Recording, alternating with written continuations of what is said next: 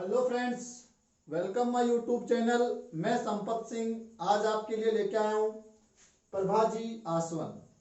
तो आज हम प्रभाजी आसवन के बारे में जानेंगे कि क्या है प्रभाजी आसवन, और इससे जुड़े हुए काफी इंपॉर्टेंट क्वेश्चन एग्जाम में पूछ लिए जाते हैं। तो आप अंत तक हमारे साथ बने रहिए, तो आपके कई सारे सवालों के जवाब आपको मिल जाएंगे। तो शुरू करते हैं प्रभाजी आसवन। देखो, एक विधि होती है आसवन, और आसवन विधि जहां काम नहीं आती है तब प्रभाजी आसवन विधि काम में ली जाती है। यानी एक टेम्परेचर का एक अंतर होता है कि अगर किसी द्रव्य के अंदर को ठोस घुला हुआ है और उसको अलग करना है तो हम आसवन विधि काम में ले लेते हैं। और जो भी मिश्रण, क्योंकि ये जो विधियां हैं वो कहाँ काम आती है, पदार्थों के शुद्धिकरण में। पदार्थों के शुद्धिकरण की ये विधियां हैं, तो पदार्थों को शुद्ध करने के काम आती है। पदार्थों के शुद्धिकरण की विधियां हैं। तो आसवन विधि, अगर मैं सिर्फ आसवन विधि की बात करूं तो अगर किसी द्रव्य में कोई ठोस पदार्थ घुला हुआ है और उनके जो क्वथनांक होते हैं, उन क्वथनांक में अगर 25 केल्विन से ज्यादा तो तापमान जो क्वथनांक का जो अंतर है, तब तो हम काम लेते हैं आसवन विधि। बात आपके समझ में आ गई होगी कि हमारे पास क्या है, मिश्रण है। क्योंकि मिश्रण में दो या दो से अधिक पदार्थ मिले हुए हैं और उन मिले हुए पदार्थों को हमको क्या करना है, अलग अलग करना है, सेपरेट करना है। तो उनको शुद्धिकरण में ये विधियां काम में ले रहे हैं। तो अगर मिश्रण में कई सारे अवयव कह दो या घटक कह दो या पदार्थ मिले हुए हैं, अगर उन घटकों या अवयवों का टेम्परेचर में क्वथनांक का अंतर कितना है, 25 केल्विन से ज्यादा है, तब तो हम आसवन विधि काम में लेते हैं। लेकिन दो या दो से अधिक जो द्रव्य पदार्थ मिले हुए हैं और उनके क्वथनांक में पर्याप्त अंतर नहीं है, तो पर्याप्त अंतर नहीं है तब हम आसवन विधि काम में नहीं ले सकते। क्योंकि वो एक साथ ही वाष्पित हो जाते हैं, एक साथ ही संघनित हो जाते हैं, तो वो अलग अलग नहीं हो पाते। तो दो या दो से अधिक द्रव्यों के मिश्रण में जो अवयव है, दो या दो से अधिक पदार्थों में जो क्वथनांक का जो अंतर है वो बहुत ही कम है, पर्याप्त अंतर नहीं है, तब हम विधि काम लेते हैं प्रभाजी आसवन। अगर मैं बात करूं कि यहाँ अंतर कितना होना चाहिए, तो यहाँ जो मिश्रण होते हैं, मिश्रण के जो घटक या अवयव जो पदार्थ है, उनके क्वथनांक का अंतर वो कितना होना चाहिए, 25 केल्विन से कम होना चाहिए, तब ये विधि काम में आती है। बात समझ में आई होगी कि मिश्रण में उपस्थित दो या दो से अधिक जो पदार्थ या घटक या जो अवयव है, उनके क्वथनांक का अंतर, क्वथनांक यानी बॉइलिंग पॉइंट बीपी का अंतर अगर 25 केल्विन से कम है, तब हम कौन सी विधि काम लेते हैं, प्रभाजी आसवन विधि काम में लेते हैं। और अगर 25 केल्विन से ज्यादा का अंतर है क्वथनांक में, तब हम आसवन विधि काम में लेंगे। तो एक सवाल यहां से क्लियर हो जाता है आपका कि यहाँ कितना टेम्परेचर का वो आपके क्वथनांक का अंतर होना चाहिए, 25 केल्विन से कम, तब ये विधि हम काम में लेंगे। दूसरी बात आती है इसकी परिभाषा क्या होगी। तो इसकी साधारण सी परिभाषा है कि वह प्रक्रिया, यानी प्रभाजी आसवन वह प्रक्रिया है जिसमें किसी मिश्रण में उपस्थित पदार्थों को उनके क्वथनांक के आधार पर अलग किया जाता है, तो उसे प्रभाजी आसवन कहते हैं। समझ में आई होगी बात। वह प्रक्रिया जिसमें मिश्रण होना जरूरी है, तभी तो शुद्धिकरण करेंगे। वह प्रक्रिया जिसमें मिश्रण में उपस्थित पदार्थ, अवयव या घटक पदार्थों को उनके क्वथनांक के आधार पर पृथक पृथक या अलग किया जाता है, तो उस क्रिया को या उस विधि को क्या कहते हैं, आपकी प्रभाजी आसवन कहते हैं।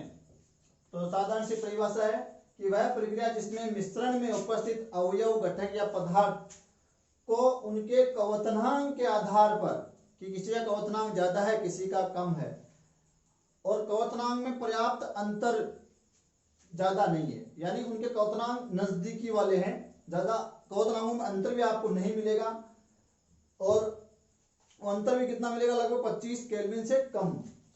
क्वथनांक के आधार पर अलग अलग किया जाता है, पृथक किया जाता है, तो उस क्रिया को हम क्या कहते हैं, प्रभाज्य आसवन कहते हैं। अब ये कैसी विधि है, ये एक औद्योगिक विधि है, औद्योगिक विधि है, यानी क्वथनांक वह औद्योगिक विधि है जिसमें मिश्रण में उपस्थित पदार्थों को उनके क्वथनांक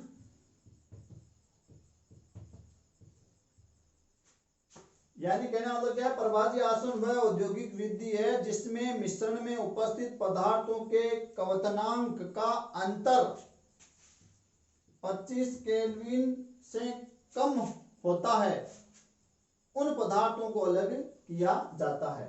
तो प्रभाज्य आसवन वह औद्योगिक विधि है जिसमें मिश्रण में उपस्थित पदार्थों के क्वथनांक का अंतर 25 केल्विन से कम होता है, उन पदार्थों को अलग करने में ये विधि काम में आती है।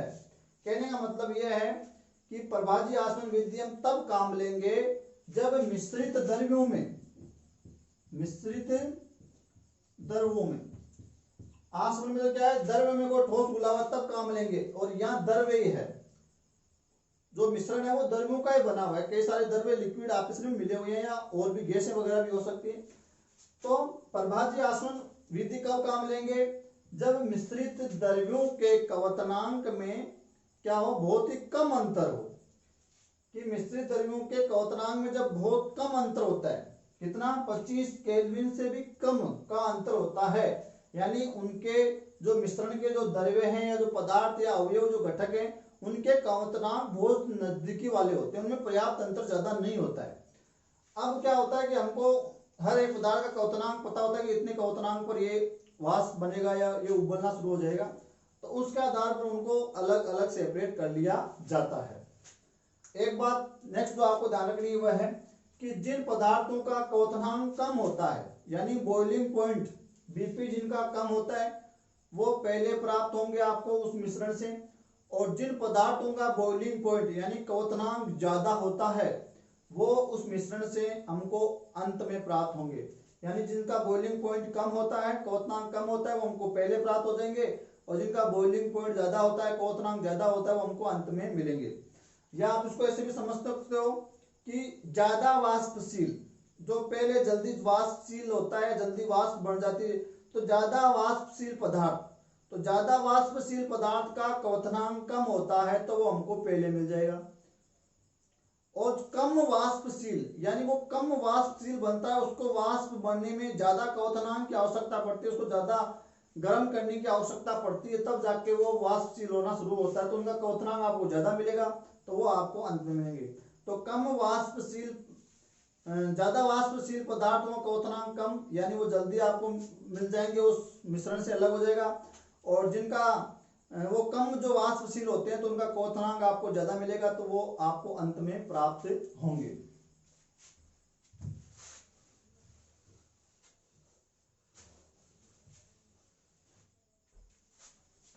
अब एक बात आती है, बीच बीच में एक शब्द ले रहे हैं काम, क्वथनांक, इसको भी समझना जरूरी है, वरना विधि आपके समझ में नहीं आएंगी। यानी बॉइलिंग पॉइंट, बॉइल यानी उबलना।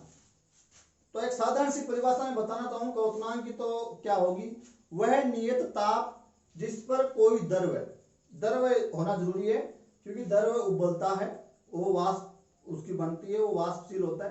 ठोस क्या होता है, पिघलता है, तो उसका क्या होगा, मेल्टिंग पॉइंट होगा, उसका क्या होगा, गलनांक बिंदु होगा।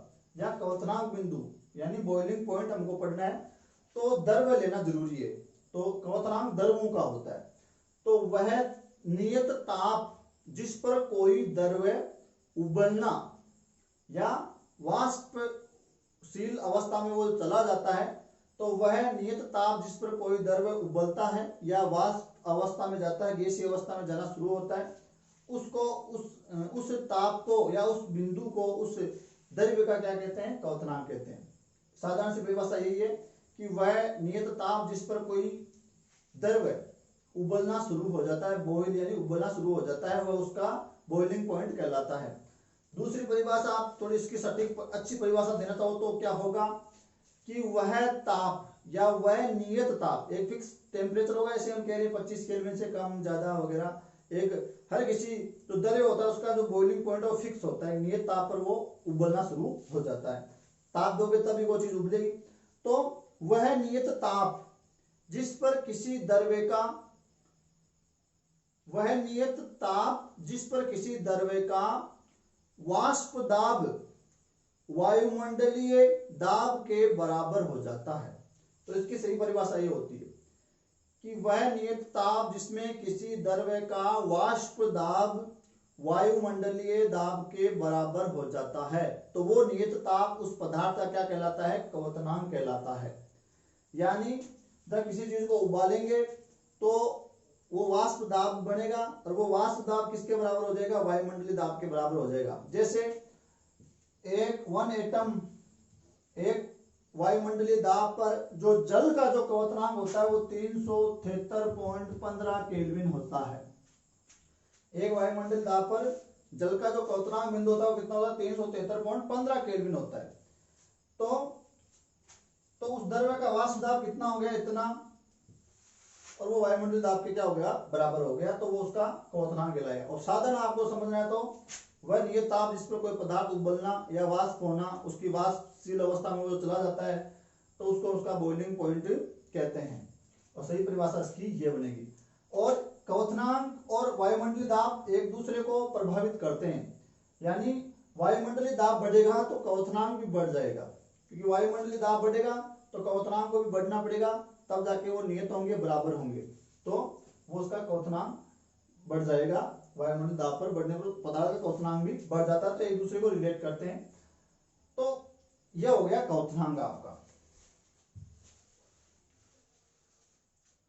अब ये विधि कहाँ काम आती है, तो हम कुछ एग्जांपल देख लेते हैं। तो पेट्रोलियम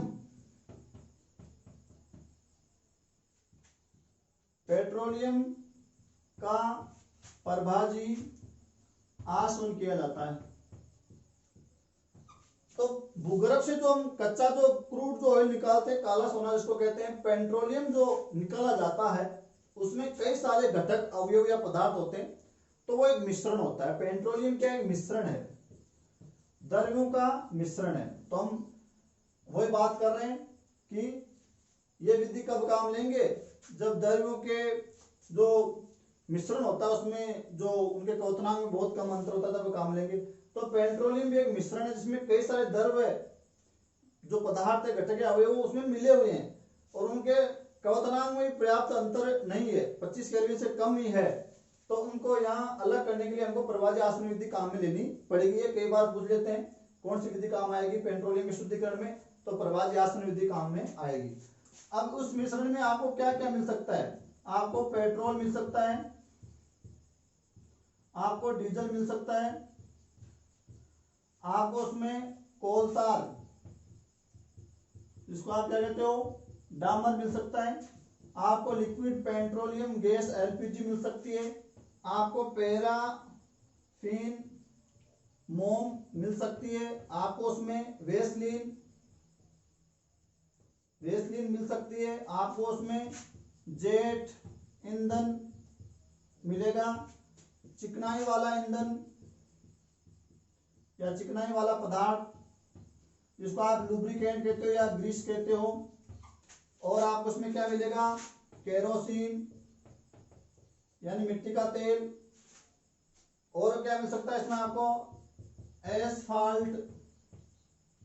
तो ये भी आपको कई बार पूछ लेते हैं कि पेट्रोलियम के अंदर आपको कौन कौन से घटक मिल सकते हैं, तो पेट्रोल है, डीजल है, जेट ईंधन है, कोलतार एंड डामर है, एसफाल्ट है, चिकनाई वाला पदार्थ यानी ग्रीस लुब्रिकेंट वगैरह है, पैराफिन मोम है, वेसलीन है, केरोसिन है जिसको मिट्टी का तेल कहते हो, एलपीजी लिक्विड पेट्रोलियम गैस है। तो इतने सारे घटक मिले हुए हैं इस मिश्रण में, और इन सभी का जो क्वथनांक है, बिंदु है, बॉइलिंग पॉइंट है, वो अलग अलग है। लेकिन पर्याप्त ज्यादा अंतर नहीं है उनमें, बहुत कम अंतर है, यानी इनके क्वथनांक बहुत नजदीक वाले हैं। तो इन सबको अलग अलग अगर हमको करना है तो हम कौन सी विधि काम लेंगे, प्रभाज्य आसवन विधि काम में लेंगे।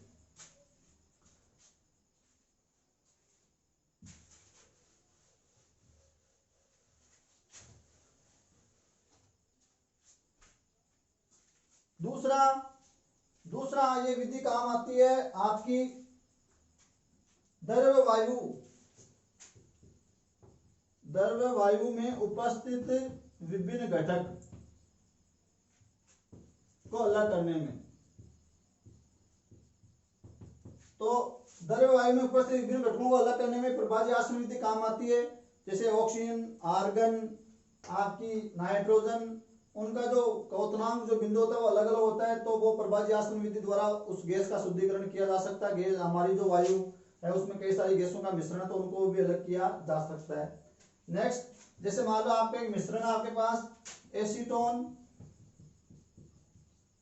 प्लस एल्कोहल प्लस जल, इनका मान लो मिश्रण है, या अल्कोहल और जल का मिश्रण है, या तीनों का मिश्रण है, तो इनको अलग करना है। तो एक मिश्रण में ये जो मिश्रित जो द्रव्य है इनका भी जो क्वथनांक में ज्यादा अंतर नहीं मिलेगा, तो उनको भी प्रभाज्य आसवन विधि द्वारा इनको हम शुद्ध कर सकते हैं, अलग अलग उनको किया जा सकता है।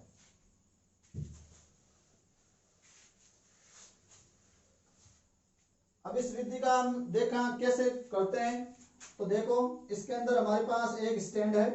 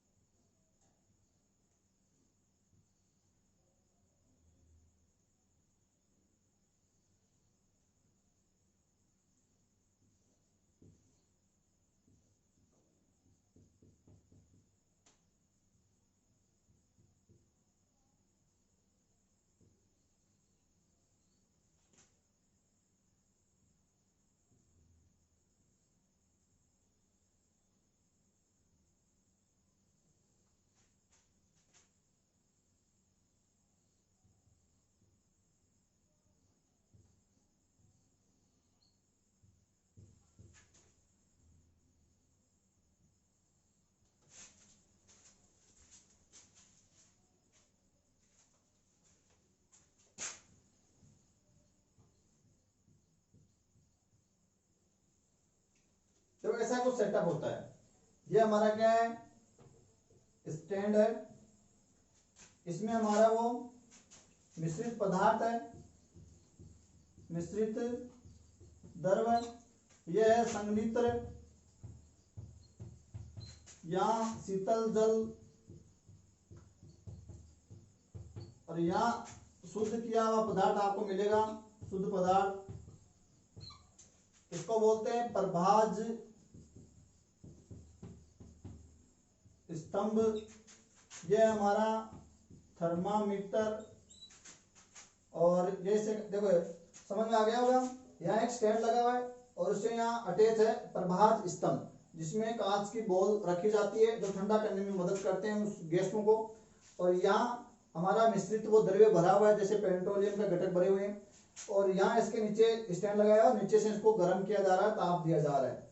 अब क्या होगा, इधर एक नली जा रही है जिसमें संघनित्र है, यानी जो भाप उसको ठंडा करके जमाने का काम करे, इसलिए शीतल जल प्रवाहित किया जा रहा है ताकि वो भाप ठंडी हो जाए, और इधर दूसरे पात्र में जो हमारा जो चीज है उसको इकट्ठा किया जा रहा है। अब यहाँ जब इसको गर्म किया जाता है तो हर एक पदार्थ का जो क्वथनांक है वो अलग होगा। तो जैसे मान लो जिसका सबसे कम क्वथनांक है वो सबसे पहले उसकी वो उबलेगा, उसकी भाप बनेगी, और वो भाप बन के इस प्रभाज्य स्तंभ से गुजरेगा, तो उसको यहाँ उन कांच की बॉल के क्षेत्रफल बढ़ने से उसको जल्दी ठंडा कर दिया जाएगा कुछ, और फिर वो यहाँ से यहाँ आएगा, तो संघनित्र द्वारा शीतल जल द्वारा उस भाप को और ज्यादा ठंडा करके उसको द्रव अवस्था में बदल दिया जाएगा, यहाँ उसको कलेक्ट कर लिया जाएगा।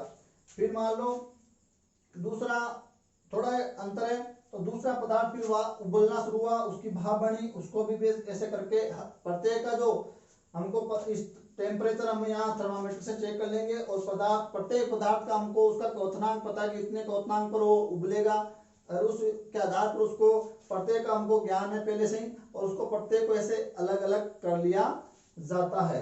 तो यहाँ से उनको उबाला जाता है, जिसका क्वथनांक यानी वो जो ज्यादा जो वाष्पशील होता है तो उसका क्वथनांक हमको कम मिलेगा, वो सबसे पहले उसकी भाप बनेगी, वाष्पशील होगा, ऊपर आएगा, ठंडा किया जाएगा, अलग कर लिया जाएगा। और जिसका वो कम वाष्पशील है तो उसका क्वथनांक ज्यादा मिलेगा, तो ज्यादा क्वथनांक वाला हमको अंत में मिल जाएगा। जैसे कोलतार होता है तो उसका क्वथनांक ज्यादा होता है तो शायद हमको लास्ट में मिले, क्योंकि वो उसका क्वथनांक ज्यादा है तो हमको लास्ट में मिल जाएगी। और जैसे पेट्रोल का, डीजल का कितना कितना क्वथनांक उसके दाम उसको प्रत्येक को अलग अलग कर लिया जाएगा। जैसे मान लो इसके अंदर मैं भर दूं क्या आपका एल्कोहल और जल भर दूं, तो एल्कोहल का क्वथनांक कम होता है तो एल्कोहल पहले प्राप्त हो जाएगा, और जल का क्वथनांक ज्यादा होता है तो हमको बाद में मिल जाएगा। तो इस प्रकार पदार्थों का शुद्धिकरण किया जाता है। तो यह हो गया हमारा प्रभाजी आसवन। धन्यवाद।